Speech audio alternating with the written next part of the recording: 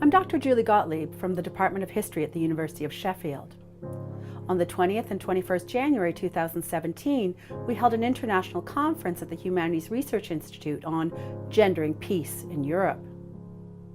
When I first set the date for the conference, I could not have predicted that we'd be coming together at the precise moment in history when women would be standing together to protect women's and human rights against the tidal wave of populism, reaction, and the most transparent and increasingly emboldened anti-feminism and misogyny in living memory. Speakers and delegates from overseas and from closer to home came together to join in the conversation about gendering peace.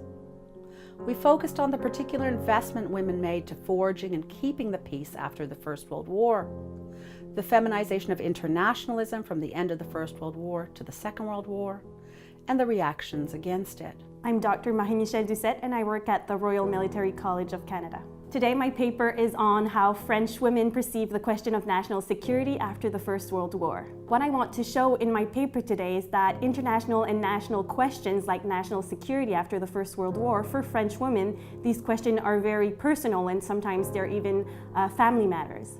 This conference was very interesting for me because it brings together scholars on my subject, on gender studies and on peace studies, and that's why I decided to come here to this conference. I'm Dr. Ingrid Sharp and I'm Associate Professor of German in the School of Languages, Cultures and Societies at the University of Leeds. Today I was looking at the strategic mobilisation of love by women's peace movements and the rhetoric of the women's peace movement, which was founded in 1915, was designed to stress the bonds of friendship and love that united women in order to counter the discourse of hatred that they felt was forcing a continuation of the war. So using love not as a sentimental feeling, but as a strategy, a moral imperative to overcome the causes of the war. I found it an absolutely fascinating conference. I think the time span is unusual. It goes from 1918 to 1945, so that encompasses the First World War, the aftermath of the First World War particularly, and key time in the interwar period for pacifist activism. But it also includes the run-up to the Second World War and the desperate attempts to prevent the rise of warrior forces campaign against fascism, but also women who supported these highly nationalist movements. My name is Dr. Katrina Beaumont and I'm an Associate Professor in Social History at London South Bank University. I'm also the Director of Research for the School of Law and Social Sciences there.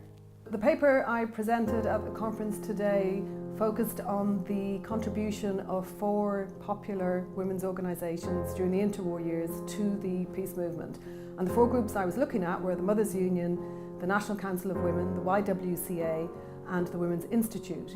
These organisations, some are better known than others, but they have in the past tended to not being considered as a vital part of the interwar peace movement. So my argument in the paper today is that these groups were actually integral to the success of the interwar peace movement. They provided the movement with huge numbers of women supporting the cause. And at the same time, they were really important to the women's movement because they demonstrated that women, now enfranchised citizens since 1928, had a right to voice their opinion and be educated and knowledgeable about international relations and the cause of peace. This conference it's an international conference, and that's demonstrated both in the themes that are being presented in each of the papers, but also in the other individuals and academics I've met. So already I've had discussions with academics from Canada, from Hungary, and from my birthplace from Ireland, which has been great. And the most obvious thing that comes across is the power of internationalism, is that it draws together, in this case, women in the cause for peace across national borders and beyond those borders. And I think that really is empowering when we think about female activism in the past. I'm Dr. Laura Beers. I'm a Birmingham Fellow in the Department of History at the University of Birmingham. My paper today looked at the Women's International League for Peace and Freedom and the relationship between socialist women, communist, and liberal feminists within that organization. And specifically, I'm interested in the way that women with different political ideologies, different attitudes towards the Soviet Union, towards social reform within their own country and internationally, manage to cooperate in pursuit of peace.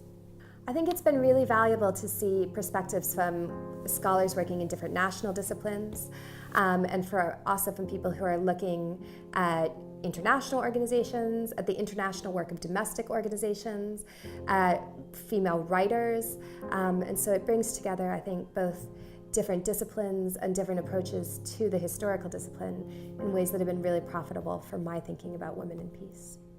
For many of us, preserving and sharing the stories of women and men who had tried so hard to make peace and work for a better world was a way of marching shoulder to shoulder with those on the demonstrations.